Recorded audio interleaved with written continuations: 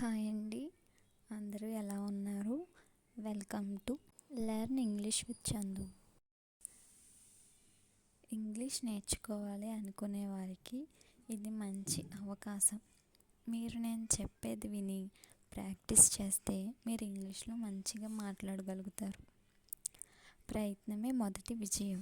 ప్రయత్నించి ఓడిపో, కానీ ప్రయత్నించడంలో ఓడిపోకు. మరి క్లాస్ స్టార్ట్ చేద్దాము. ఫస్ట్ మనకి ఇంగ్లీష్లో ఆల్ఫాబెట్స్ అవి 26. అసలు లెటర్ అంటే ఏంటో చూద్దాం. లెటర్ అంటే సింబల్ ఆఫ్ సౌండ్. అంటే మనం ఇంగ్లీష్లో ఏ అని పలికినప్పుడు తెలుగులో కూడా ఏ అనే పలుకుదాం. అలాగే బి అనే పలికినప్పుడు తెలుగులో కూడా బి అనే పలుకుతాం. సింబల్ ఆఫ్ సౌండ్, దీన్ని మనం లెటర్ అని అంటాం. అలానే వర్డ్ అంటే a group of letters gives meaning. అంటే కొన్ని లెటర్స్ అన్నీ కలిపితే ఒక మీనింగ్ఫుల్ వర్డ్ అనేది ఏర్పడుతుంది. ఫర్ ఎగ్జాంపుల్ G+O అంటే గో అంటే వెళ్ళడం. ఆ రెండింటిని జీ వేరు ఓ వేరు, కానీ ఆ రెండింటిని కలిపితే అదొక పదం అంటే వర్డ్ అయ్యింది. గో అంటే వెళ్ళడం. అలానే సెంటెన్సెస్ అంటే a group of words gives sentences. అంటే ఈ వర్డ్స్ అన్నీ కలిపితే మనకి ఒక సెంటెన్స్ అనేది ఏర్పడుతుంది అన్నమాట. దాన్నే ఈ group of words gives sentences అని అంటాం అన్నమాట. నెక్స్ట్ ఓవెల్స్ అంటే తెలుగులో అచ్చులు అని అర్థం. మనకి ఇంగ్లీష్లో 26 లెటర్స్లో ఈ ఓవెల్స్ అనేవి 5 మాత్రమే ఉంటాయి. అవి ఏంటంటే AEIOU. అలానే కాన్సోనెంట్స్ అంటే హల్లులు. రిమైనింగ్ 21 లెటర్స్ని మనం కాన్సోనెంట్స్ అని అంటాం. మనకి ఇంగ్లీష్ గ్రామర్ రావాలంటే 2 రకాలు నేర్చుకోవాలి. ఒకటి పార్ట్స్ ఆఫ్ స్పీచ్, 2 టెన్సెస్. అందులో మనం ఫస్ట్ది పార్ట్స్ ఆఫ్ స్పీచ్ ఈరోజు నేర్చుకుందాం. పార్ట్స్ ఆఫ్ స్పీచ్ని తెలుగులో భాషా భాగాలు అని అంటాం అన్నమాట. భాషా భాగాలు మనకి 8 రకాలు. ఫస్ట్ది ఏంటంటే నౌన్ అంటే నామవాచకము. నెక్స్ట్ ఏంటంటే ప్రొనౌన్ అంటే సర్వనామము. మూడోది ఏంటంటే వెర్బ్ అంటే క్రియ. నాలుగోది ఏంటంటే యాడ్జెక్టివ్ అంటే విశేషణము. 5 యాడ్వర్బ్ అంటే క్రియా విశేషణము. 6 ప్రిపోజిషన్ అంటే విభక్తి ప్రత్యయము. 7 కంజంక్షన్ అంటే సముచ్చయము. 8 ఇంటర్జెక్షన్ అంటే ఆశ్చర్యార్థకము. ఫస్ట్ నౌన్ అంటే నామవాచకం అంటే ఏంటో తెలుసుకుందాం. A noun is a word that refers to a thing or person or animal, any place, quantity, idea. అంటే నౌన్ అనేది ఒక పదం. ఇది మనుషుల పేర్లు కానీ, వస్తువుల పేర్లు కానీ, ప్రదేశాల పేర్లు కానీ, పక్షుల పేర్లు కానీ, మరియు జంతువులు లేకపోతే ఐడియా పేర్లను తెలియజేసేదాన్ని నౌన్ అని అంటాం. For example Raju, tiger, Hyderabad, knowledge, wisdom, tension, hope, ఇవన్నీ అన్నమాట. అలాగే నౌన్స్లో కొన్ని రకాలు ఉంటాయి. Classification of nouns. Concrete nouns are things we can see with our eyes and feel with our touch. అంటే మనం కళ్ళతో చూడగలిగేవి మరియు స్పర్శ జ్ఞానంతో తెలుసుకోగలిగే వాటిని కాంక్రీట్ నౌన్ అని అంటాం. For example touch, smell, taste, hearing.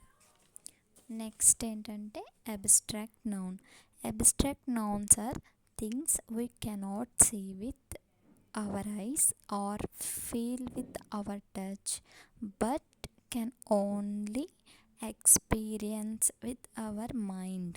మనం కళ్ళతో చూడలేము మరియు స్పర్శ జ్ఞానంతో తెలుసుకోలేము. కేవలం మనసుతో మాత్రమే అనుభవించగలిగే వాటిని అబ్స్ట్రాక్ట్ నౌన్ అని అంటాం అన్నమాట. For example knowledge, wisdom, tension, hope, love, piece.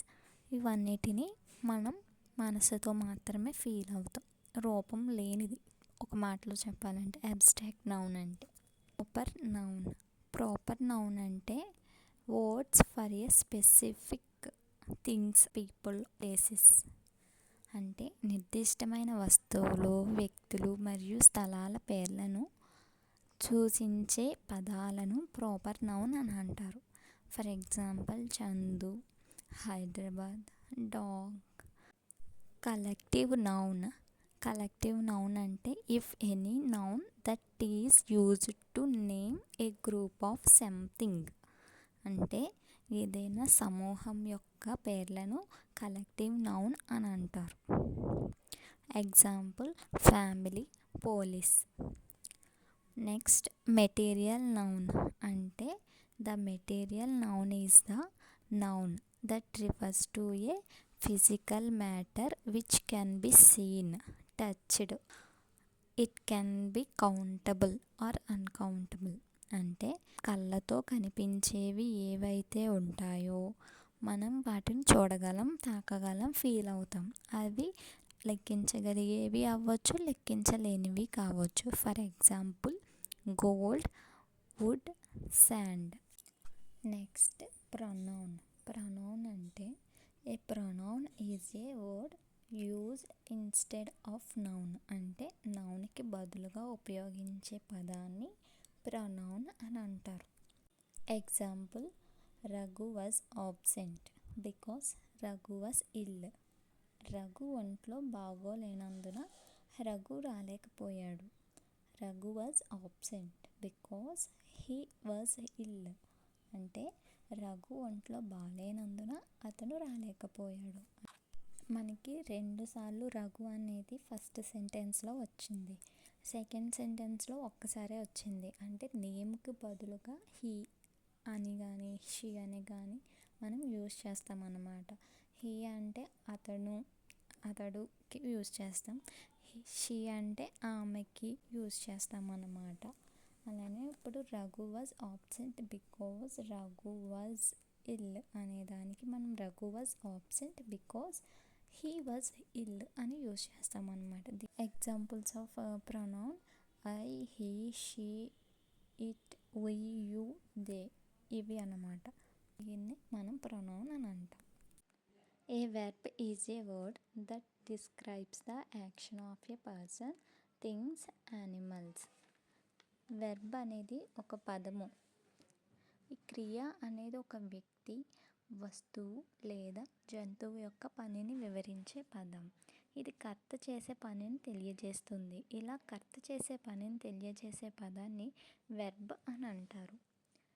ఈ చర్య భవిష్యత్తులో జరగవచ్చు, గతంలో జరిగి ఉండవచ్చు లేదా వర్తమానంలో జరుగుతూ ఉండవచ్చు. వెర్బ్ లేకుండా మనం ఒక్క వాక్యాన్ని కూడా నిర్మించలేము. For example kids play in the ground regularly. అంటే పిల్లలు రోజు గ్రౌండ్లో ఆడుకుంటారు. అంటే ఇక్కడ ఏం తెలుపుతుంది? ఇది పనిని తెలుపుతుంది. అలాగే doctor is in the clinic. అంటే డాక్టర్ క్లినిక్లో ఉన్నాడు, అంటే ఉండుట అనే స్థితిని తెలుపుతుంది. I have completed my project work. నేను నా ప్రాజెక్ట్ వర్క్ని కంప్లీట్ చేశాను అని చెప్పడానికి ఇక్కడ ఏం తెలుపుతుంది? జరిగిన పనిని తెలుపుతుంది. I have sports car. అంటే నాకు స్పోర్ట్స్ కార్ ఉంది, అంటే కలిగి ఉండుట అనే స్థితిని తెలియజేస్తుంది. దీనినే వెర్బ్ అని మనం అంటాం. Adjective is a word that describes the qualities of a person or a thing. Adjective అనున్నది ఒక పదం. ఇది ఒక వ్యక్తి లేదా వస్తువు యొక్క గుణగణాలను తెలియజేస్తుంది. For example she is a girl. అంటే ఆమె యొక్క బాలిక.